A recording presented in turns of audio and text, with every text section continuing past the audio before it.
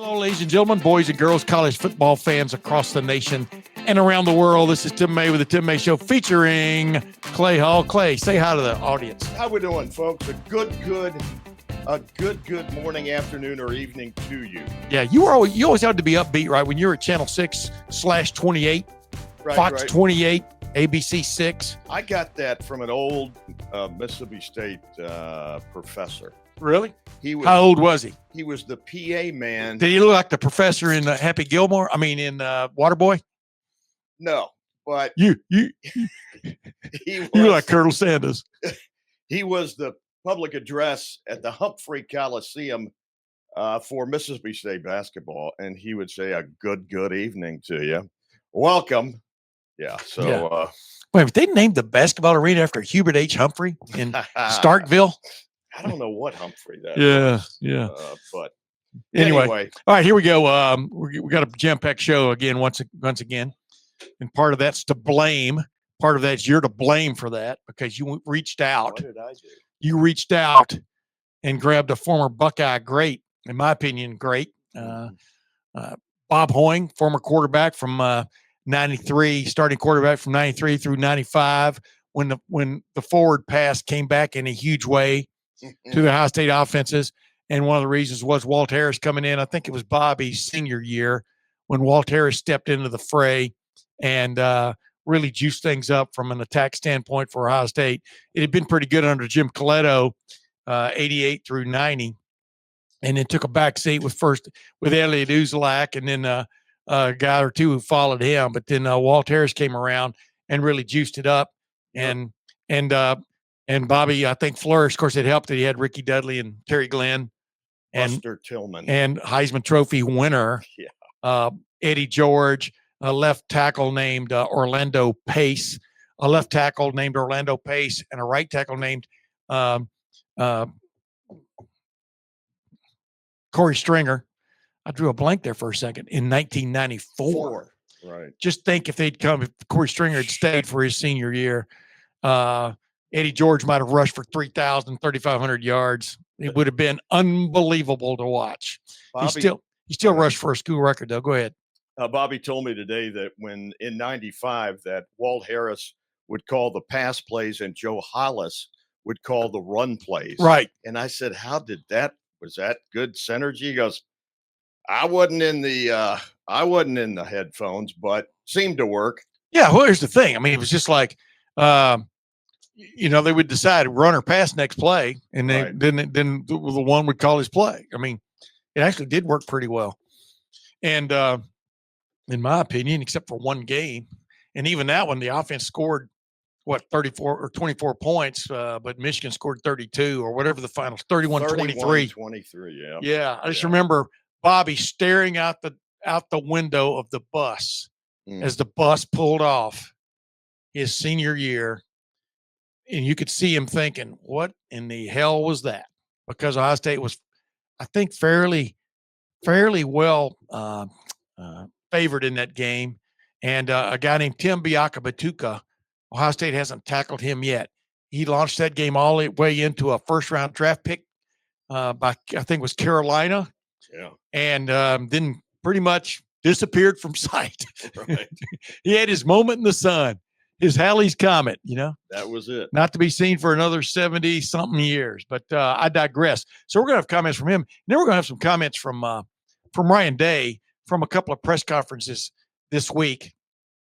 And, basically from his press conference on Wednesday, but just talking about, we got Bobby Hoying talking about Ohio State's offense and Julian Sayin, and then some stuff with Ryan Day talking about Julian Sayin and the offense and some other things about this football team. Obviously, they're getting ready to go over and play at heavy underdog Purdue on Saturday as we speak right now. This is midweek, and Ohio State's, I think, a 29-point favorite as we speak.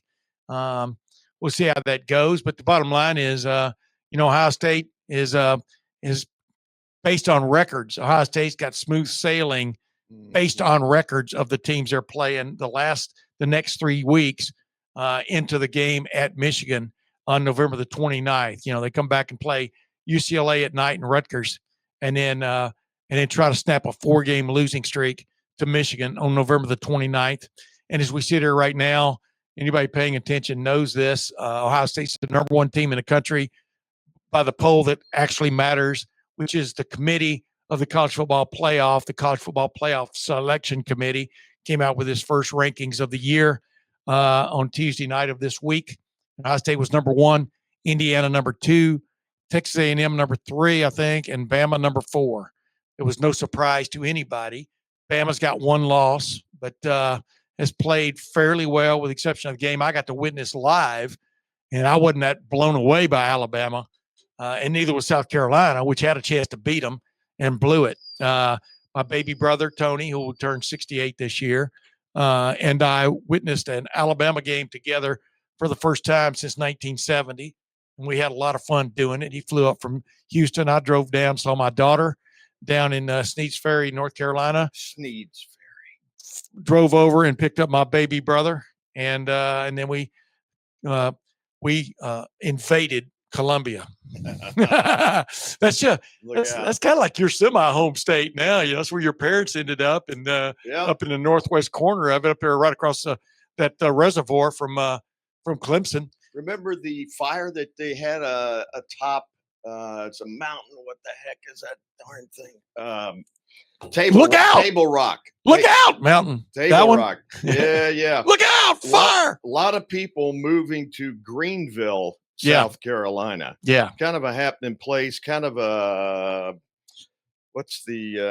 Asheville, North Carolina. Is a similar kind of happening.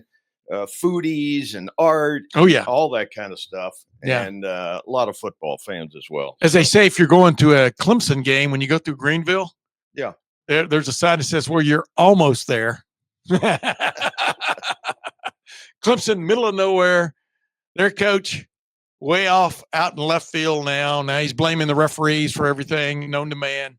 No one in Columbus, Ohio, is giving him any sympathy. No, they are pointing out, though, continuing how long it's been since Ohio State's defensive line has drawn a holding penalty, even though we saw Will Smith get tackled on a play last week right in front of us. You remember that? It's almost ridiculous. Yeah, and JT Tuimoloau, he should have just been wearing handles on his jersey, which would have made things simpler for the defender, for the offensive lineman. Same thing with Jack Sawyer. By the way, Jack Sawyer, man, getting his props from Mike Tomlin after last week's game. Pittsburgh Steelers made a huge fumble recovery, but I mean, what did Tomlin say about him? He's always like a ray of sunshine or something like that. He's always upbeat, ready to play some football. Yeah. And he's coming on, and just like we expected. But anyway, I digress. So let's get first into this conversation you had with Bob Hoying. I think was at his expansive. Crawford Hoying. Office, right? I mean, ladies and gentlemen, don't ever mistake Bob Hoying for just an ex-jock. No, he said he's worked harder the last 20 years with this company and what they've done with Brent Crawford, I believe is Mr. Crawford's first name. They are the developers. They identify, they develop, and then Tommy, Bobby's brother, brilliant young man, builds it. Yeah. So he's the construction guy. Well, anybody wants to know what they're all about, we'll just throw this out there. Bridge Park in Dublin is a great example of not just a bunch of buildings, but boy, every time I go there, I'm pretty blown away by how well planned the whole thing was, involving business and community. And that's what he says. I really like that development a lot. If I could talk my wife into moving off the farm, if we get the right offer eventually, maybe from Crawford Hoying, maybe we'll move off our farm. He's into mixed use, and he says that's what I'm looking for. Yeah, because you can get a lot of different things thrown in these developments, and attracts more people. So it's really funny. One of the areas that escaped the Palisades fire out in Southern California was a mixed use development by this guy who's really forward thinking in terms of he made it basically fireproof, or definitely fire retardant. Like all around it, all these buildings burned, but his big development there looks like the size almost of Bridge Park. Not exactly not sure how much housing it actually has in it, but it's stunning how it escaped the fray. And so these guys are interesting to me. By the way, heard a rumor. I hope he's getting a lot of money for it. Where's his? You want to throw that out there now? Or do you want to throw that out there later? Where's Bob's? Where's that next development I think throwing we out wait there? Because it's in the final minute. You got it of the conversation. But make sure you stay till the end, ladies and gentlemen. You got it. You never know what you can if you plan ahead, the information you can get if you've already planned ahead for cameras and stuff. I'm just joking. It might surprise you because you can't rest on one development. He said, right. We're in Cincinnati, we're in Dayton, and other parts north. So there you go. Anyway, we'll get into that in a moment. But all right. Without further ado, and Tim Ham, you can throw that video in here anytime you want. But without further ado, let's get to my buddy Clay Hall's conversation with former Ohio State quarterback Bobby Hoying. Great to be with Bobby Hoying. I'm going to take you right back to 1995 with that high-powered offense. Walt Harris driven, right? Was he the play caller? Yeah, well, I think he called a lot of the passing plays from what I remember. Okay. And Joe Hollis called a lot of the runs, so I think they kind of tag teamed it a little bit. So yeah, it was a fun season for us that year. Was that effective? The two guys in the headset there? Or? You know what? I wasn't on the headset, obviously. I was just getting the plays, but it seemed to work. We had a pretty good balance. Eddie won the Heisman that year as we set a lot of the passing records. At Ohio State, which was something we were all really proud of. That's why I wanted to talk to you. I mean, you had Dudley, you had Terry Glenn, who was, refresh my memory. Buster Tillman. I thought I was going to say Buster. Yeah. It was very balanced attack, and I think that ultimately helped Eddie out quite a bit because teams really couldn't stack the line of scrimmage against us, and we were pretty balanced. And even looking back at some of the tape back then, we huddled. Everything seemed so slow, when you look at tape back then. So, and we were actually just at the Penn State game, and it's just awesome to see how it's all evolved. Those were good memories. Yeah. I mean, the seam route to Dudley. Yeah, fourth down play. Yeah, we had, that was when Penn State was coming into the Big Ten, so we actually had to go to Happy Valley my junior and senior year back to back, and so that was a big win for us that year. You avenged the earlier disappointment. That was a big disappointment. Yeah, we went against a very high-powered team the year before. So was Kajana on that? Yep, Kerry Collins. They were built very similar to how we were in '95. That year. So they were a really good team. So I bring you 30 years to this offense. It's amazing to hear that. I mean, rate this group. Pretty amazing. I mean, just weapons all over the place, and I think that we have answers if teams do, stack the line of scrimmage. We certainly can throw. And I've been to a couple of practices, certainly haven't been to a ton of practices, but the way the ball comes out of our quarterback's hand, I mean, just quick decisions and just avoids the negative play. Some of his best plays are the plays where he just throws the ball away. We stay out of negative down in distances, and I think it's probably lost on a lot of fans and a lot of folks, but he keeps the offense in very manageable situations. You were a third-round pick of the Eagles, 85th overall. Heck of a player. You were throwing 60%, 64, I think, as I look back. You correct me if I'm wrong. How does this kid throw 80%? I mean, he's just like... Yeah. It's it's a different game, certainly. Easier game? Not really. I think there's more high completion passes. There's shorter screens. Certainly we were throwing the ball down the field a little bit more. So when you're throwing 20-yard comebacks, it's a little harder to complete all the time. It's just the passing game has become an extension of the running game, in a lot of ways. So there might be 5 to 10 completions. Right. But certainly he is so accurate, and he is at the top of today's game where he's throwing for an incredible completion percentage, and really that's what it's all about, is keeping your team in a manageable down and distance. Ryan Day seems to have brought him along incrementally. I mean, he's a sophomore. He's number one in the Heisman right now. And there are a lot of people saying this team is better than last year's team. Would you go that far? I think it remains to be seen. We still have obviously a lot of football left to play this year, and see where we kind of end up. But a lot of these players now, especially outside of the state of Ohio, they're playing 12 months out of the year. They're playing spring 7-on-7s. So there are a lot of repetitions maybe compared to what we had back in the mid 90s. The only stain on Ryan Day's record is the Wolverines, as Urban would call them. Any advice for him along the way?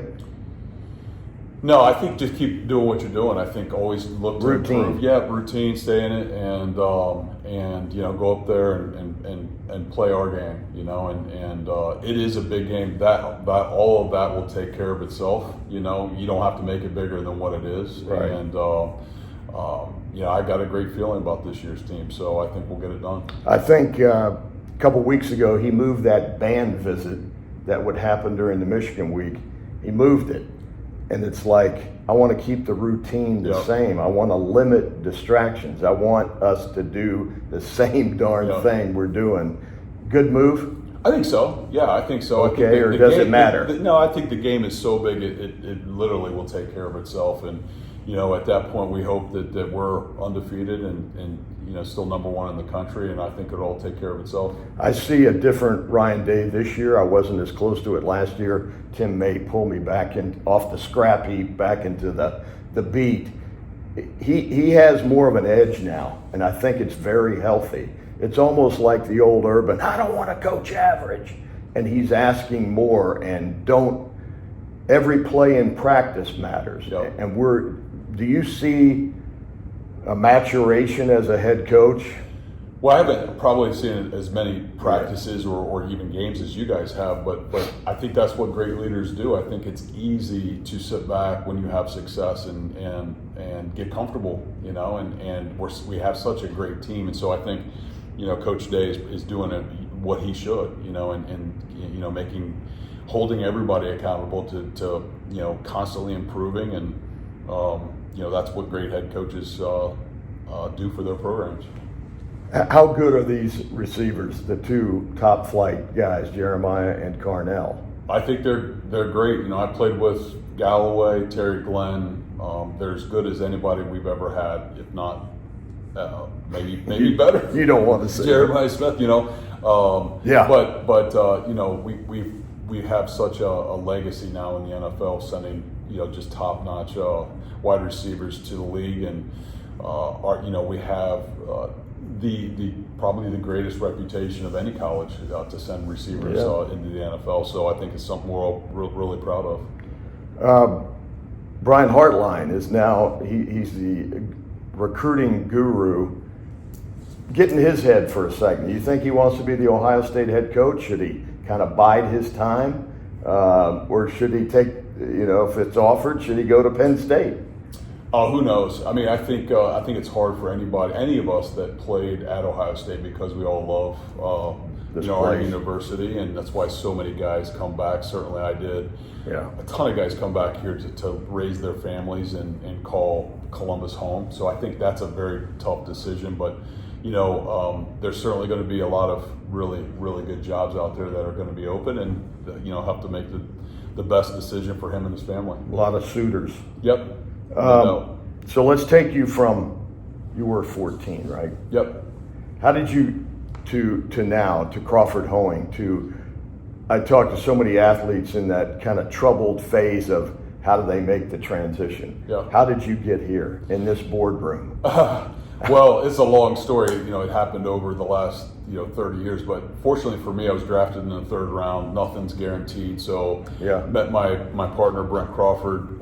We struck a friendship back in the late 90s and really just started buying apartments together. And he was in it. He was in real estate, and so he was a great partner for me to have. So the next 4 or 5 years, I kept getting more and more involved in the real estate side of the business. In the off season, I'd come home and really over the last 25, 30 years, it's just continued to grow. And we've done, fortunate for us, we are located in Columbus. It's such a great market to do what we do. But I think it really started for me on the football side. The transition was, I knew the NFL, they say not for long, that I wasn't a first round draft pick. I wasn't going to sign, at least not at that point, enough money to sit back and retire the rest of my life. So, right. I'm probably working harder now or in the last 20 years than I ever did when I was playing football. So, but it's been fun. We have a great team here, and so proud of the projects that we've been able to do. And when you see a project like the Bridge Park development come to fruition, I mean, you've changed Dublin, Ohio, and it's kind of a cool city. You've got a lot of things, and now you've got this gathering place for all kinds of people. How did that come to be? Well, like anything else, it didn't happen overnight. It really didn't. We had some early projects back in the early 2000s, and one thing led to another. But we really believed in sort of this mixed use urban redevelopment, and we've done a number of those projects now. And we certainly want to go into communities where they want what we want to do. Right, yeah, we don't want to go in and just force a project on a community. So we were really working hand in hand with the city of Dublin. They've been awesome as partners, and these types of projects with public parking and a lot of the infrastructure that you see here do not get done without public-private partnerships. So they've been an incredible partner, and that's led to other projects that we've done outside of Dublin and in other states. So and I can't say enough about the team we've been able to put together over the last 25 years. They've just been incredible people that are passionate about what they do and really care. And so, it's just it really all comes down to having a great team. So you've gone beyond the borders of Ohio. Yeah, we actually are doing a pretty big project up in Ann Arbor now, of all places. So so that's just kind of getting underway. We're over in Dayton. We've looked at other places down in Cincinnati as well. So we have real estate across this, the state of Ohio. So last question: Do the Buckeyes go back to back here? It's never been done.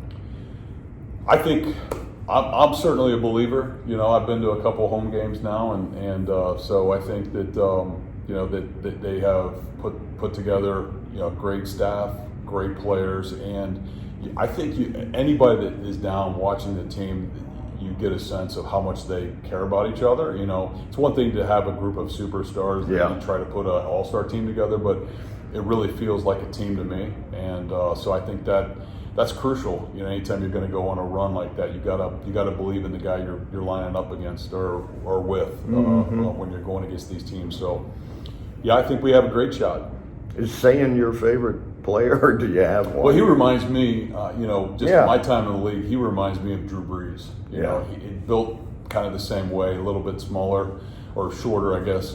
When I played, almost everybody was 6'3", 6'4", 6'5", and Drew was like one of those guys that just the ball comes out so fast, so accurate. That's who he reminded me of the first time I saw him at a practice. So. I think he's just got such a bright future ahead of him. Bobby, thanks for the time. Thank you. Appreciate you. Continued success. Thank you, buddy. All right, brother. Well, I mean, the state up north, they got money to spend. They got to go to the movies. They got to eat too. That's right. So and we talked a little bit about how did you go from number 14 to Crawford Hoeing, big real estate developer, boom, boom, boom. And he said, started buying apartments with this guy named Crawford, and it went from there. And he explained that a little bit. But I think it's so huge because I've talked to so many athletes and done a lot of these stories on transitioning from the game to real life. Yep. And he's made it work. And I think it's a great lesson that you're going to have to embrace the grind. He said, for me, the NFL was not for long. Third round pick, 84th or 5th overall. He said, I knew I wasn't getting contracts that would make me independently wealthy. And so I had to find something. Yeah. And he did. even when you got the second contract back then, it wasn't anything. Right. It wasn't anything close to what these guys get now, man. If you can just get to that second contract, Yep. you got it going on for sure. If somebody loves you, wants you, and needs you. And but the great thing about Bobby's always just sharp, man. He is. He is. I just remember what did he say when the first week of his first start in '93? Okay. I said, so Bobby's, we're walking through the hotel, there are the interview things. We used to do a hotel at up there on North Olentangy, and he said something. It was a Top Gun quote. I thought it was kick the tires and light the fires. It was either that or I've got a need for speed. No, I think it was kick the tires and light the fires. And so boom, they took off. He had a really good career at Ohio State. Maybe could have been better. Just one victory would have changed all that in 1995. They went undefeated going into the Michigan game, and we're sitting right there, man. And of course, this was pre-college football playoff, pre-BCS. Right. You pretty much you win that game, you go to the Rose Bowl, and you take care of business, and you win a national championship. And it was didn't happen. Eddie did win the Heisman Trophy that year, so kudos to him. Speaking of the Heisman Trophy, yeah, I didn't even mean to bring that segue in, but speaking of the Heisman Trophy, you're talking Ohio State. Ohio State's got the guy that's probably, if you really push the voters on it right now, is probably leading the polls. And they're, in Julian Sayin, the quarterback, the second-year player, redshirt freshman quarterback, who, wow, this is the way you build a Heisman Trophy campaign. You don't say, my guy's going to win it. You let it build organically. Right. This thing is built organically. He's clearly taking advantage of these great weapons around him. But, oh, my goodness. Tim, this last game, that's what sparked it to me. People finally realized 4 touchdown passes against Penn State. Bingo. I think that's what's awakened the rest of the country. Who doesn't like the javelin thrower in the field events? Because it's crazy because he can throw all these other things and yet he can also hit the mark with his javelin, the deep ball. Right. You're looking at me like you don't know what I'm talking about.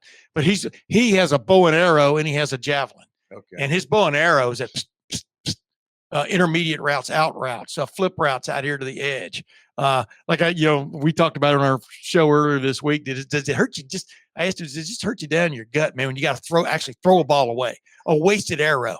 And he kind of gave a good answer to that. Sometimes that's a smart thing to do. I'm paraphrasing what he said because I was hoping he'd say something. Oh yeah, man, it just kills me down deep inside, but he didn't.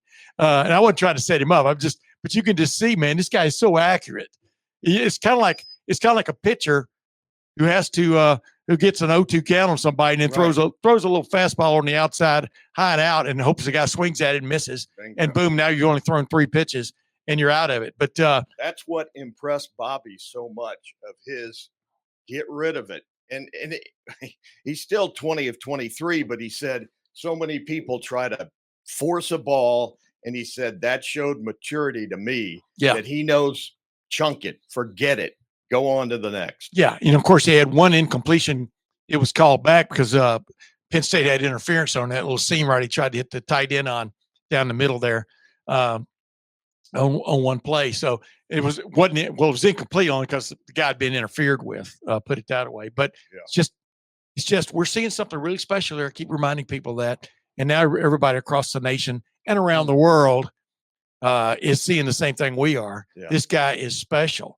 But, it's let's get to a little bit of sound from Ryan Day, who was asked, wouldn't it behoove them to get some other guys in the, to get Lincoln Keynotes in the game and stuff. And I'm just like, I'm not knocking the guy who asked it because I like Dave Biddle. Yeah. I know where he was going there because you got to think eventually a backup quarterback has got to do something in this season. Right. Like when we saw last year Devin Brown come off the bench at Michigan State and throw that high zinger to Jeremiah Smith, one of Jeremiah Smith's great catches, but a great throw by a guy coming right off the bench. Cold. Yeah, cold, and boy, did he zing it. And there's going to be a moment when your backup quarterback's going to have to go into the game. You got to figure. Maybe win a game. You know, Yeah. who knows? Yeah. But here's the thing. Like Ryan gets to, you can't be thinking about, you got to be thinking about when you go into a game, you got to be thinking only get the W. Now, if things conspire to give you a distance between Right. a good solid W and who you're playing, then you get somebody else in there and let them play and stuff. And see, that makes total sense to me. And you know, if you force things, oftentimes don't work out well, right? Yeah. I mean, he knows that. Yeah. He knows he'd like to get Keenholz some snaps, but Yeah. you know, I think Dave Biddle knows that too. Yeah. But you still got to ask because we've seen very little of Lincoln Keenholz. that's true. All right, here we go. That's Sure. I think there's a few things. I think the first thing is, like, we all have to avoid, trying to, like you said, like sit back and try to evaluate anything other than like, all right, what do we need to get better at? What's going well? Now, that being said, I think the first thing is he's got a bunch of guys around him that, he needs to make routine plays routinely. And then By the way, evidently I did not record that on my thumb drive, that what I set that up to be. Because I finally said I edited that out. But me being 71 years old, no. sometimes I remember Les Kelly being the largest player on the Alabama offense in 1966 You at got 212 pounds and a fullback. Matter of fact, I was even talking to somebody about that down in Columbia a week and a half ago, talking about that. But I couldn't remember the fact I'd axed, AXED'd that sound. So let's just go with this about, just Ryan talking about the development of Julian Sayin. play well situationally. He's done that up to this point. He's made some tremendous throws, made good decisions to take care of football. So he's put himself in a situation to allow us to reach our goals if he continues to play the way he's playing and then continue to improve, because as we know, the challenges are going to keep getting bigger and bigger. But I think it's clear to see that he is now playing at a level that we feel like we can reach our goals with, and so that's obviously exciting for everybody. It builds confidence around the entire offense. But to say, what if we accomplished? Didn't accomplish anything. We just, we're in the middle of the season and got a lot of football ahead of us. Where's everybody needs to improve? What is he? Well, it just can't be a play or two or a half a season. It's got to be consistent. And so you look at quarterbacks in college, you look at quarterbacks in the NFL. They can have a good game, a good half a season, a good season, but can they continually do it over time as teams start to look at your strengths, your weaknesses, and all those types of things, and then obviously play big in big moments. So he's just getting started, which is very exciting for all of us, as you know. I mean, if you're an offensive player right now, I mean, to know that Julian's back there with the ball coming out of his hands quickly and the confidence and decision making, like it's obviously exciting to be around that. And not only for right now, but into the future. And he's handled that well and produced at a high level up to this point. But he knows, again, this is about accomplishing goals as a team, and he would tell you the same thing. Well, it's 8 games in. That's why he wants him out there. Oh yeah, You're not the finished product 8 games in. no, but what a line by Ryan Day. I mean, if you know Ryan Day, him saying he's playing at a level now where we think we can achieve our goals, which means Win it all. Yeah, but they totally trust him. Obviously, totally trust him, but they totally trust him to run the offense, run any kind of the offense they want to run. And this idea about the total package, I mean, Ryan touched on that, last week. I mean, you're running your offense. I mean, of course they're running. They feel good about him running the package, whatever that is. This isn't Texas anymore. The first game, you just wanted to get that W. Anyhow you could get that W. But now you've seen Ohio State just do different things from week to week, man. Yeah. And come out and be aggressive with that passing game when you got the 2 best wide receivers in the country out there. And you got Brandon Ennis coming on and Max Clare, who's having we'll have him on, try to get some sound from him for Friday's show, going back to Purdue where he had over 50 catches last season, and opted to move to Ohio State in the transfer portal, and really is, helped the tight end room, in so many ways. I mean, tight end room, every time you look out there, it seems like every time you look out there, they got 2, 3, or 4 tight ends on the field. It's crazy what the tight end room is contributing to this Ohio State offense, this methodic, but sometimes exotic Ohio State offense, which is running about 60, 62 plays a game, methodically and efficiently taking care of the football for the most part. And he's a big part of that. But it is cool. And by the way, this is what's cool about Ryan Day. We've seen him develop. I get into this sound later, maybe near the end of the show here. But it came up in a press conference this week about how they had the band come in and perform for them during the first off week, and that's a change for Ohio State, because usually the band comes in. Was it Thursday? Is it Wednesday or Thursday before Michigan? The Michigan. I thought it was on Sunday. Maybe it's Sunday. I think you're right. I think it was Sunday. Okay. And traditionally, of course, we're not over there, so on that week. No. But the bottom line is, they made a little change and got the band in early rather than later. And it's interesting, Ohio State's lost 4 straight to Michigan. Just little tweaks, little changes. But let's just hear what Ryan Day had to say about that. We talked about that, you and I did on another thing we do. But let's listen to what he had to say. What went into that decision? Just trying to make the last week of the regular season as normal as possible. That was it. And certainly we appreciate the band and everything they do. And so it's just an effort to make sure we can keep things as consistent as we possibly can, because that's really what the focus is. And that's the same thing this week. It's the process of coming in after the game on Sunday, identifying issues, calling out the champions, recognizing those, enhancing the things we're doing well, fixing those things, and having a great week of practice and sticking with our routine, because it's our routine that will allow us to play well down the stretch.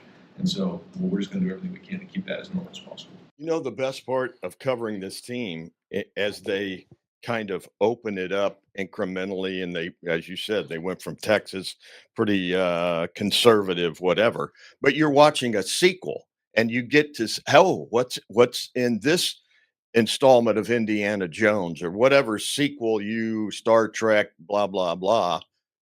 Because this time last year they were 7-1. Right. So now they're 8-0. That's the twist. But they haven't, they're big. Like Oregon was that big test middle of the year last year, and they failed it by 1 point. And then of course they went and took care of business at Penn State. But the bottom line is this team's undefeated as we speak. This team has and likely will be, as you pointed out to me the other day, and we were talking about it, has a chance to be special, but not if they don't take it one game at a time. Because that's right. Literally, their season is half over right now if it goes according to the way they want it to go, which is 8 more games starting Saturday at Purdue. Yeah. And then UCLA, then Rutgers, then at Michigan, and then a Big Ten championship game for the first time since 2020. That's kind of crazy when you think about it. Because Indianapolis, I think we've all had standing reservations at Indianapolis for both hotel and for the steakhouse over there. It'd be nice to make that trip again. Yeah. And even though it's 3 hours of nothing. Exactly. But yeah. Anyway. Well, construction. Yeah, that's true. But the bottom line is 4 extra games after the regular season's over. It could be 5 if they don't take care of business in the Big Ten championship game. But the point is, they're at the halfway point. They're undefeated. They know they're working on something special. Anybody around them knows that. They've got this great quarterback, these great wide receivers. They got running backs who are coming on board big time now, led by freshman Bo Jackson. They've got, like I already talked about, the tight end room. Well, it's interesting to see how the offensive line is going to go this week when you saw all three of their guards limp out of that game last week. Yeah. Luke Montgomery, to my opinion, looked like the worst for the wear, but they all limped out late.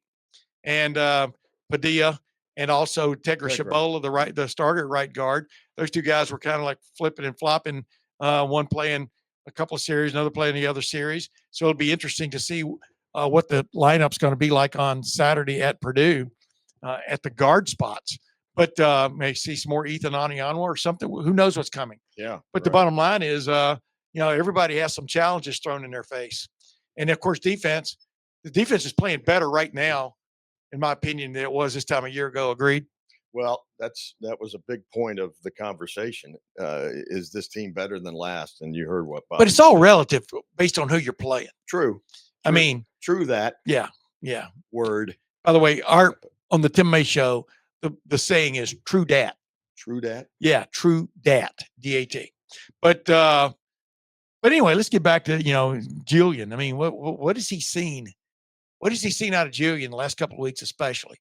Like on those deep balls, et cetera. Just, it's funny because he talks about this the way I used to talk to my middle kid and his peewee or little league baseball team. It was a travel teams, always for Corey. Corey was a really good baseball player for some reason. And I always told him, especially when he was on the mound, because he could throw hard, man. He could play center field like you wouldn't believe, and shortstop also. But I said, man, play big. I mean, when you're on the mound, you want to feel like you're King Kong on top of the Empire State Building. You're throwing downhill at people, man. Tim May, how much did you enjoy those days? I enjoyed them immensely. Yeah, that's great stuff. But you just want to feel like but I'm talking about for anybody. You want to feel like you're standing on top of the world and throwing downhill. You got the elbow coming right by your ear and throwing downhill. The reason the elbow wants to come by your ear is because you're only going to miss high and low. You're not going to miss left and right, when you're whipping it. We'll get into what I asked Ryan about the whipping it. Pitching coach Timothy. Yeah, but I mean, well, it was interesting. You had a great anecdote about that. But let's get into what, just about Julian and throwing the deep ball, which was wow. Was that on display against the Jim Knowles defense last week? Like maybe almost no other time in Ohio State history. That's against a good opponent. Well, it starts with the line. They have to do their job because if that doesn't happen, it doesn't work. And I thought Julian played bigger the last couple of weeks. So what does that mean, playing bigger? Well, part of it's your posture, how you stand in the pocket. But for him, I think he sees the coverage. He can feel the rush, which is not something that you can teach. He just has that feel, and has a good feel of timing of when the ball needs to come out of his hands. But I think the receivers understand too that they're running routes against the defensive line, and that's a big part of the timing and the spacing that comes with the game. And so we try to match up the drops and the play actions with the protection. And the firmer the protection can be, the better he can step into his passes. But then that has to marry up with the timing of the route as well, and that's all the work that gets put in. So that's why we say it takes everybody. But for Julian in particular, I think he's playing with better posture. He's feeling more comfortable with the trees around him, is what I call it. And his elbow is getting high. He did get the ball tipped there that Jeremiah bailed him on. But those are the things that we're talking about, is being able to see over the offensive line and playing big. I think he's been doing that, and he's going to continue to work on it. I love when a head coach gets so into, they're the manager, they're the leader, the whatever. But when he yelled out on that second play of the second half, and he knew Carnell Tate was where he wanted to be, and their defense wasn't, and it was going to work, and he yells out, "We got it," or something to that effect. Got him. You got him. And he's 3-4 seconds from throwing the football, but he saw it, and it was money. Yeah, well, again, to say that, remember the first year we got in, JT was struggling a little bit with the deep balls. We spent a lot of time working on that. And I remember that year, so much of the work that we put in was his footwork, making sure that, it was 3 with a big hitch. And on that hitch, the ball was being thrown, the depth, the eye contact with the receivers, the location, the coaching. Each throw has its own feel to it. And a big part of it is the receivers. How they're running the route, where they're going, how they track it, how they play the ball, right? But I don't think, it takes, a genius to figure out that the kid has tremendous anticipation and touch and a strong arm. And so when you stop the film and you see where the receiver is and then where the ball is completed, you're talking about probably 30 yards where he's got to pick a small area of the field where that ball has to land, and that's just something that you really can't teach. He's got a great feel for it. It's called spatial awareness. Understanding how a receiver is going to run his route, and then being on the same page. Now, it takes time. It's, just like wake up and do it. I mean, a lot of work that goes into it, a lot of preparation. And that's another thing that I talked to our guys about. Like, I think sometimes, people just think we go out and play and the Buckeyes are just going to win a game. It doesn't work that way. The amount of work that gets put in on a week-to-week basis to go put that on the field to be a competitive excellence, you got one chance to get that throw right against that single coverage. And if you don't, who knows what happens? And that's what you have to realize. If you think it's just going to happen or we're going to show up and just win games, that didn't happen either. So we have to continue to practice really, really well. That's the coach's job to put the plays in to give these guys a chance to be successful and find the right plays that fit the defense that we're seeing. And then we go play from there and continue to stay focused. So a long-winded answer, but hopefully that gives you a little idea of what goes into just some of this stuff. But at the end of the day, he has a tremendous innate talent to throw the deep ball. Same row, Tony Kerman. I guess along with that, Bill Landis earlier in the week pointed out on Twitter that you could be heard yelling "got him" on one of those deep shots. How often are you yelling that? How often are you right? How often are you wrong? And just how early can you see it? And then when your quarterback sees it at the same time, how do you Well, that one in particular, we hadn't practiced all week. We put that in at halftime. So I give the players a lot of credit for being able to run a play that we hadn't practiced. I mean, that play in that formation probably ever, but we felt like based on what we were seeing that we were going to do it. It was a concept that we work in preseason, we work in the spring, and we felt like it was a look that we were getting that we felt we could take advantage of, and so we decided to put that in halftime and call it the second play of the second half. And when we got kind of what we wanted pre-snap, we knew what was going on. So yeah, it was you can draw up a million plays, but they have to go put it on the field. And Carnell ran a tremendous route, stuck him, and you can see the angle. And the job well done. But yeah, I mean that is the fun part of coaching. When you kind of put something together and it goes exactly the way you thought it would go.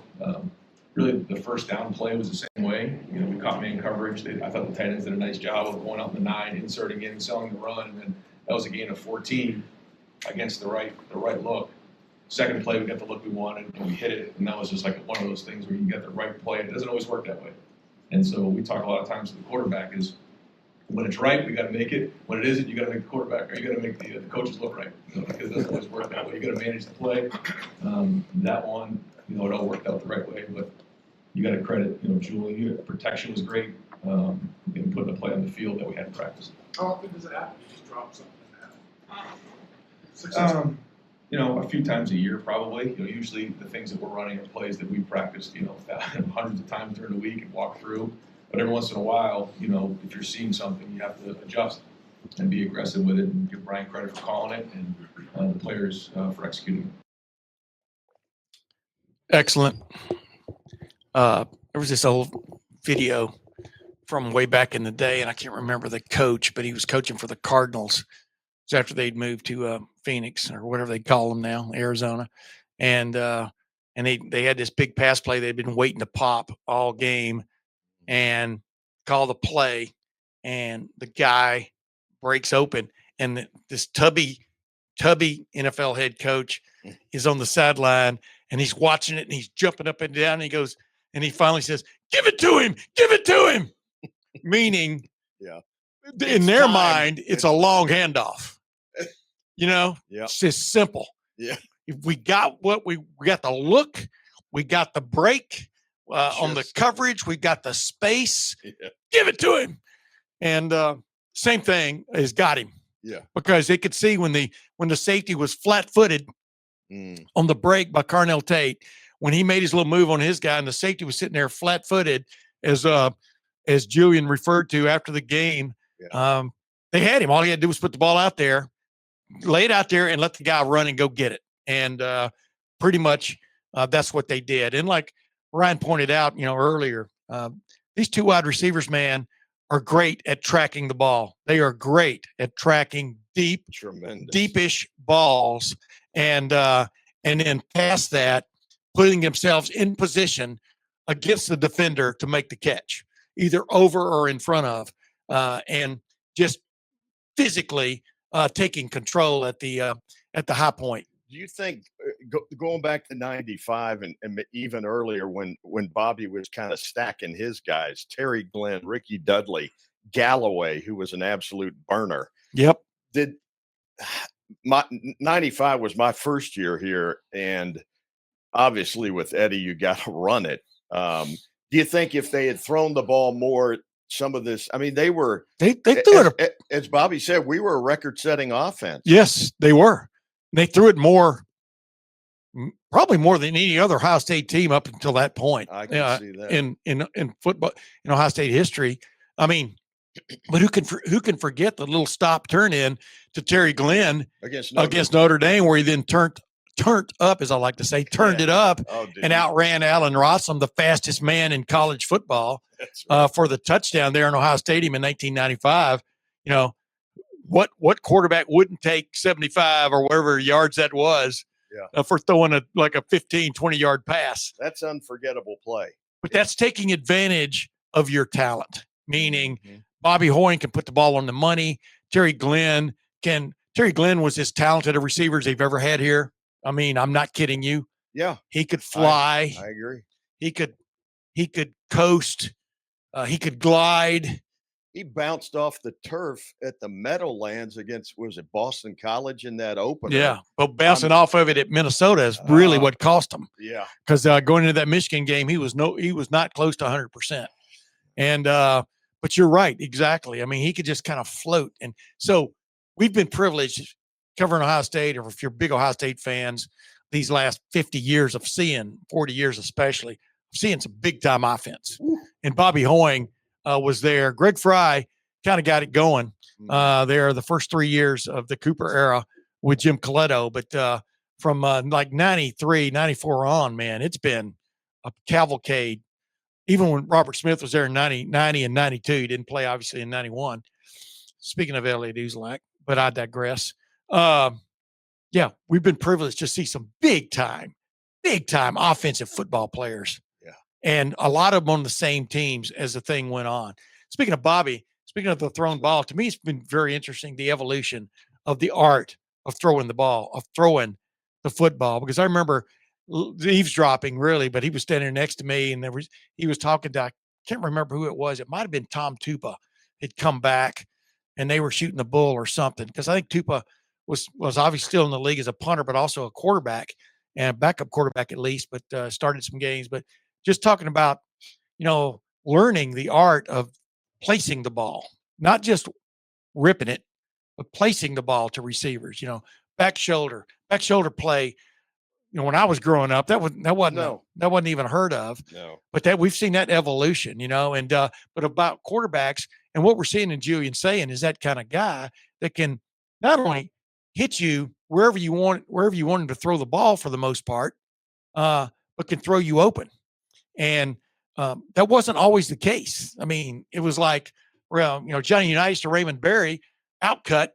He knew Raymond Berry was going to plant his foot at a certain spot, so you anticipate it and throw the ball where Raymond Berry's going to be. But that's not what I'm talking about. I'm talking about the like we talked about that back shoulder throw to Jeremiah Smith down the field on Saturday, where off the bat you knew based on the coverage he was going to run a little fade. Then you run a little fade and add the back shoulder to it. Now you really got something going. How do you cover that? I give these quarterbacks credit for even trying sometimes, man. Well, it's also the development of the receiver. And of course, and they're so acrobatic. I mean, and as Bobby said to me, most people around the country who play football play it 12 months out of the year. We don't here especially, but that's also how football these athletes have gotten so intimately excel, because they're playing it every day. Well, not only that, I mean, obviously the Ohio State football players play it 24/7, 365 in some form, and probably in their brain when they're not out there and stuff. But like, for example, the back shoulder throw was a mistake way back when I was growing up.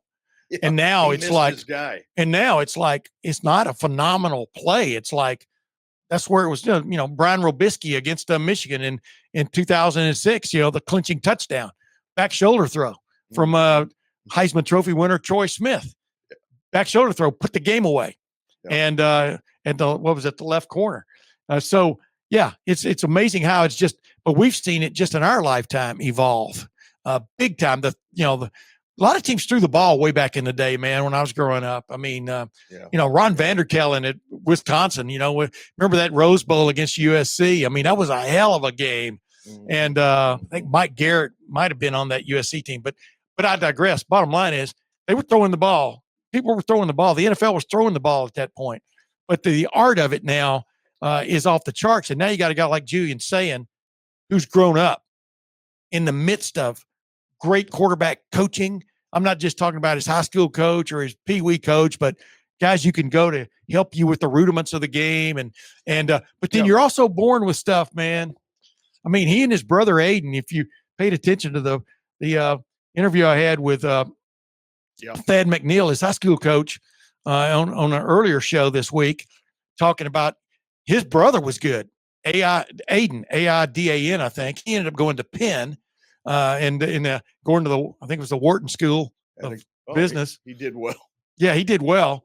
But the point is, if you watch video of him, which, look it up. I'm a messed up guy. I watch all kinds of stuff all the time, but I was intrigued by watching a summer workout where he was working out. Only 3 or 4 throws you could see from it, but I'm going, there's Julian Sayin right there. Yeah. That's his big brother. And Julian Sayin got to grow up in that neighborhood. And then when, like Thad McNeil said, when they put him in a game as a freshman, he was unfazed.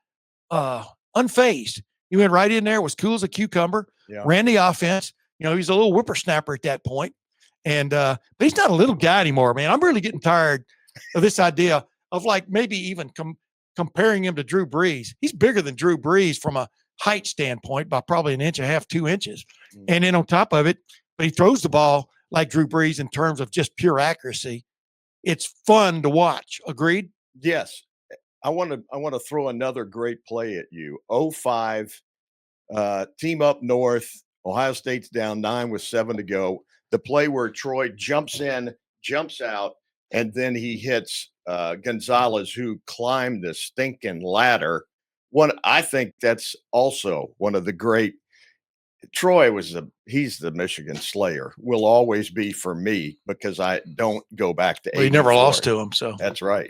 4, 5, and 6, he was dominant. Yeah, Anthony Gonzalez. I remember talking to him after that game. He didn't think it was that big a deal, and really, it was a play totally improvised. Yeah, because he had to scramble.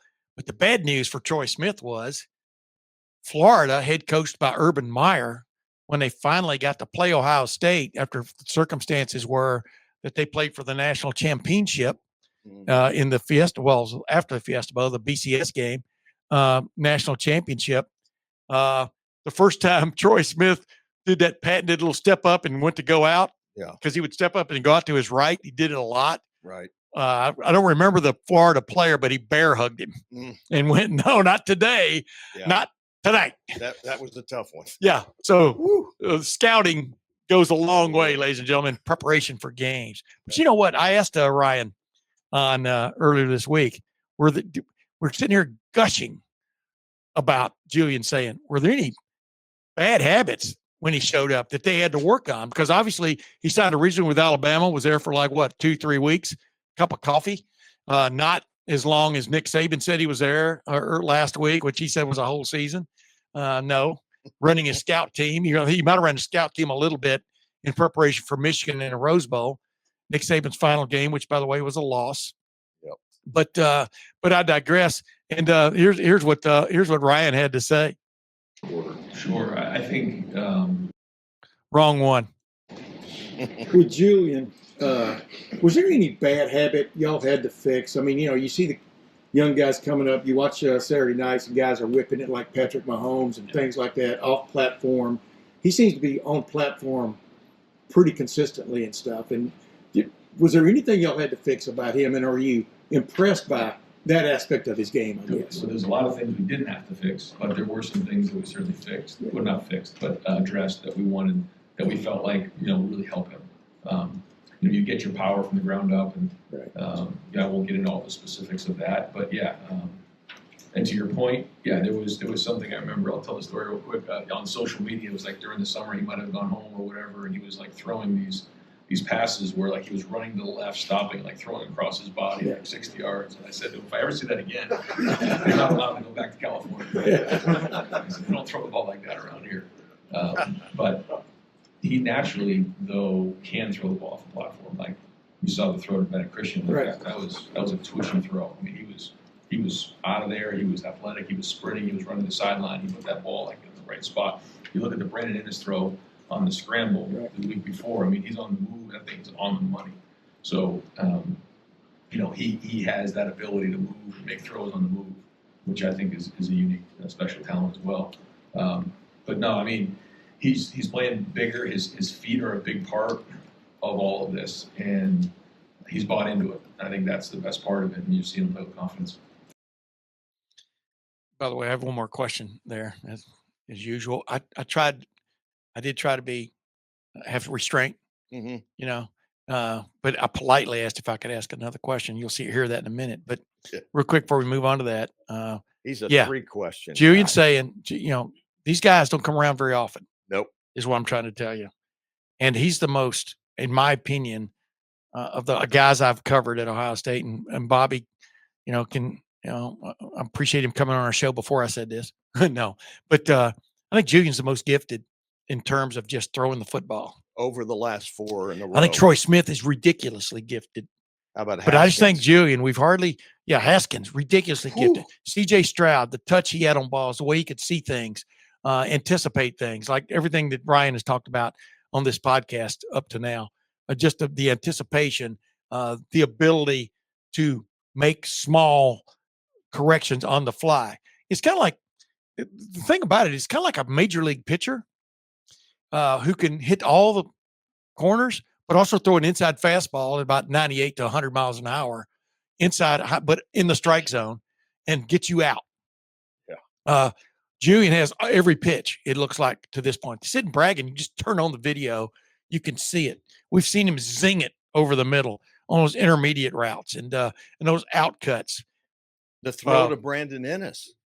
The rear of the end rolling zone. right, and just but he's still squared up and threw the ball correctly. That's what I'm talking about.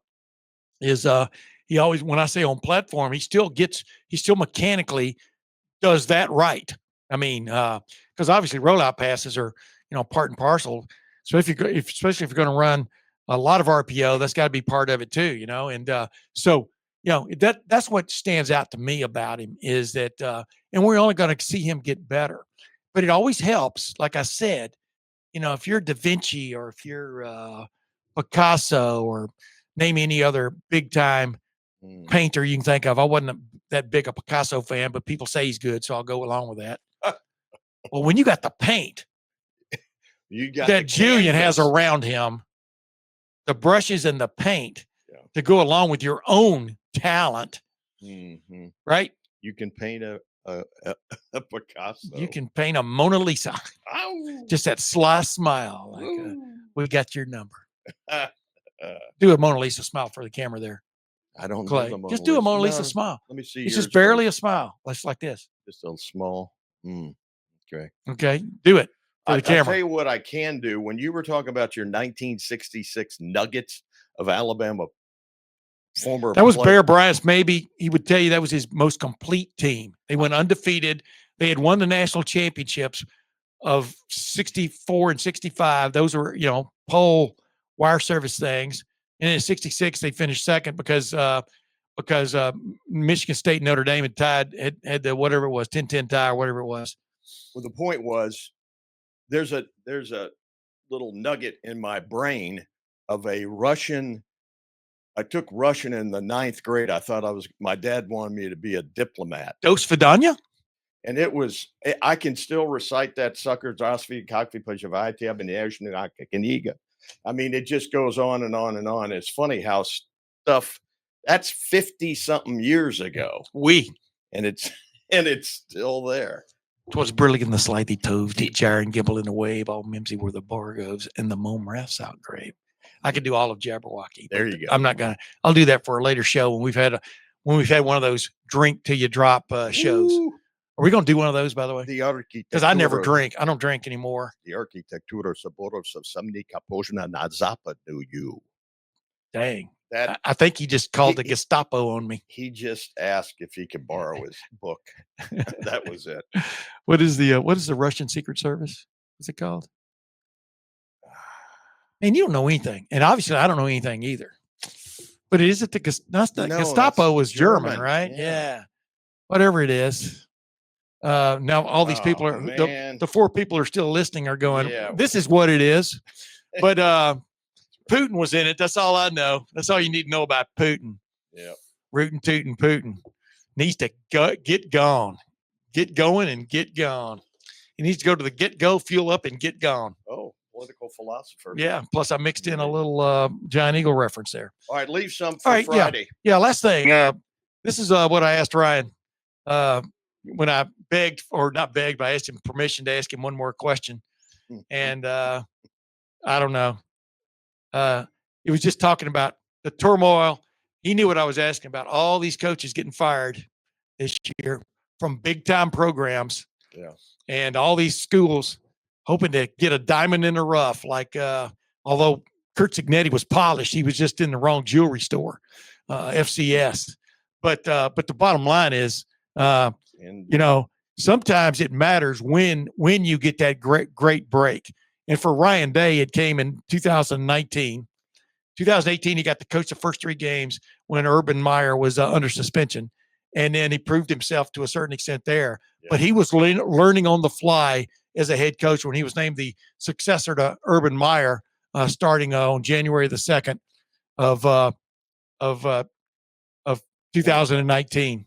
And obviously that first year almost hit a home run. If it hadn't been for that ridiculous reversal call, Clemson in the college football playoff semifinal at Phoenix, University of Phoenix Stadium in Phoenix, Glendale, Arizona, actually.